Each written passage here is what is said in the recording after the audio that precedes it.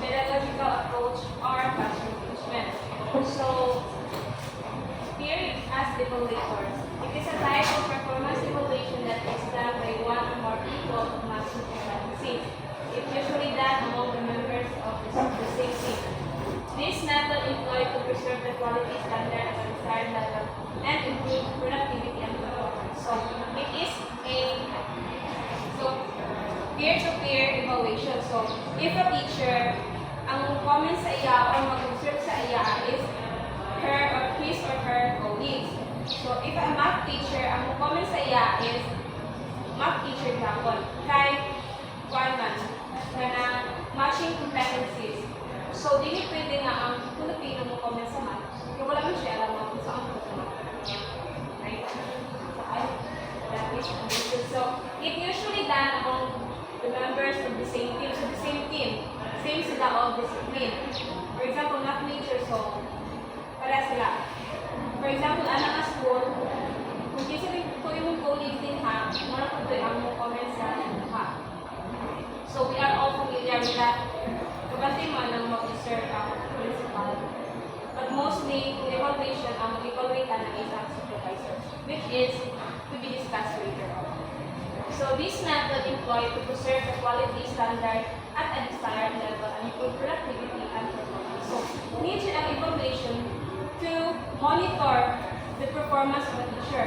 Kinamang yung ibang teacher na, pag dinigin mo sila, kabantay mo lang, ay harap mag-kuhaan ang teacher if ay harap siya mag-prepare in the observation sa principal.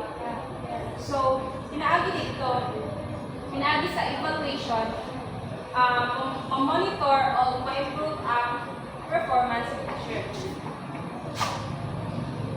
So, next, it is understandable why peer evaluation of teaching consists of the review of teaching performance by colleagues, such usually in the same or similar disciplines. So, ganyan na, similar disciplines, so same subject, like kung math, science, Filipino. So, why need ang peer evaluation sa teachers? So, lahi ang evaluation sa student, lahi ang evaluation sa supervisor. Ang peer evaluation is kung ang teacher mo observe sa imong teacher na kay pwede ma-comment sa imong teacher nga makarelate po ka nga amang na imong kuan information sa imong voice, imong kuan ang classroom management. So, kung ang comment sa imo is makarelate sa imong gibuhat, so mas effective din siya. So, as England, 1996, put evaluation is excellent teacher, setting out to inquire into their own practice, identifying key issues they want to pursue, posing questions for themselves, exploring alternatives and taking risks, and doing all of this in a company of peers who can offer giving and support. So these are the habits of mind and we should expect in teaching as much as in research. So where peer teaching is kailangan siya in the field of teaching. So if ang comment sa imo or mag-critic sa imo ay the same level of discipline. So na siya ikakuan, na siya ipaabot sa mga nagtambag bitaw sa imo, i-criticize sa imo nga kanino dapat mo buhaton, kanino hindi na mo dapat buhaton. So that it can improve your professional growth and sa imo pong teaching techniques, teaching strategies, or teaching method, or teaching approach. Okay. So, here are the concrete examples of peer as evaluator. So, first is discussing the observation. So, when you have your peers evaluate you, so you need to discuss your strength and weaknesses in teaching. So, unsa pa imong need i-master, unsa pa yung need nimo when it comes to strategies and content. So, through peer evaluation is may improve na nimo siya. Next is writing letters with required reflection.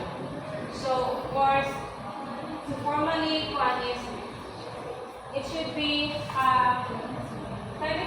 when you're writing for fun, inhanglan ang, for example, mag-write ka sa sa imong yung comments sa teacher. It should be not kapit ang magpakumot sa imo is kind negative kaayo. Dapat it should be makarealize ang hindi komentan o makarealize ang hindi komentan nga ay dili ko na ko dapat i-improve ko na ko siya area. Dapat hindi dapat ko ay so third is a second pair of teacher to another teacher. So makikita kaniha ang colleagues mo observe sa iyang teacher in the same discipline. Note, here's an example of observing teachers' personal response to some teacher struggle. So, concerned about the tone of voice inside the classroom, it is enough to interact with students. So, muna siya example sa peer evaluation. So, ang nag-observe mo is, komenta niya yung tonation of voice, yung tone of voice, then how you manage your classroom, how you deliver your thoughts, how you explain to your students. So that is one a concrete example of peer evaluation. Next is peer teacher response believe me back-to-take your students. So for example, muhatag negative, muhatag taon positive. But muhatag positive mo consider how negative it should be constructive. Dapat makamotivate sa iya do better next time. And when you give negative, it should be words of affirmation is the type of word. So it can also be motivating to your colleagues. So in addition, your voice intonation, facial expression keep children good in what you are doing. So as we can see, observation is very detailed. Hindi na kami yung very good, hindi na kami yung excellent. So dapat na-share kung standing na mga explicit na mga expression. Kung sa'yo nakapagod sa iya. Okay, so next is the necessary element of peer teacher work. So first is support from school administrators. So supportive administrators recognize that experienced teachers through their daily contact with students provide effective role models for one another. Administrators who support teachers are aware of the importance of empowerment and see themselves as facilitators in that time. So, the teacher cannot conduct this activity without the permission of the administrator, without their support. So, magkikan siya na sa ilang administrators or department.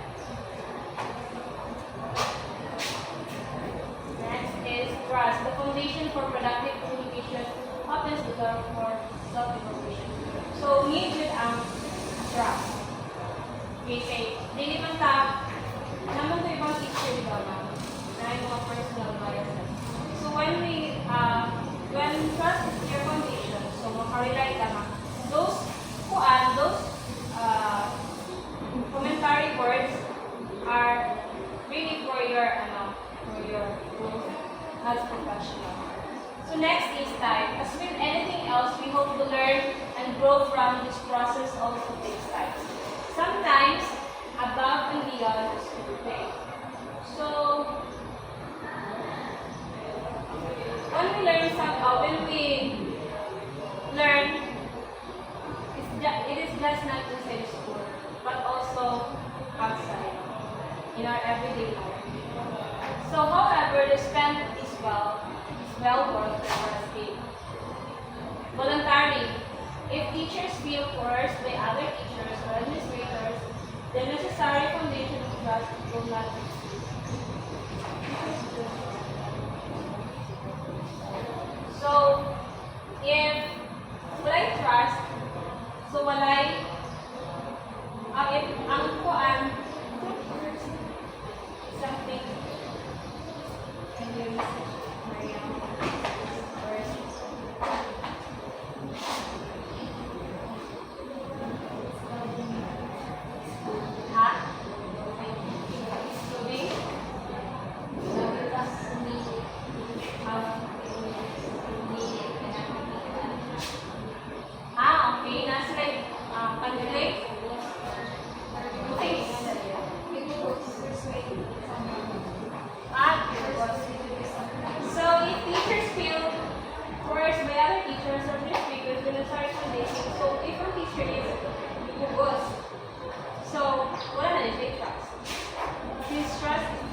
For, wala ko rin na.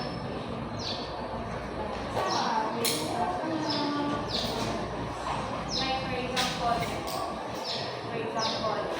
dapat voluntary na din siya. You're serving your peer, teacher to teacher. So, kung kumatingin mo kayo, what if ganito mo sa peer, kanya, hindi siya ba?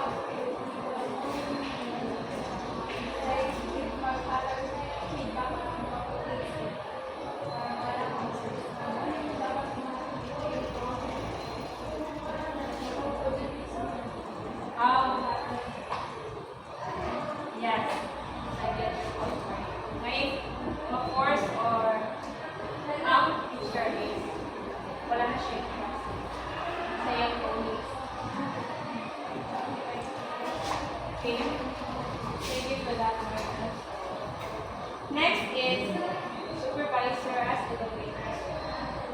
Hindi niya ako dapat. Bisa ni, ang board.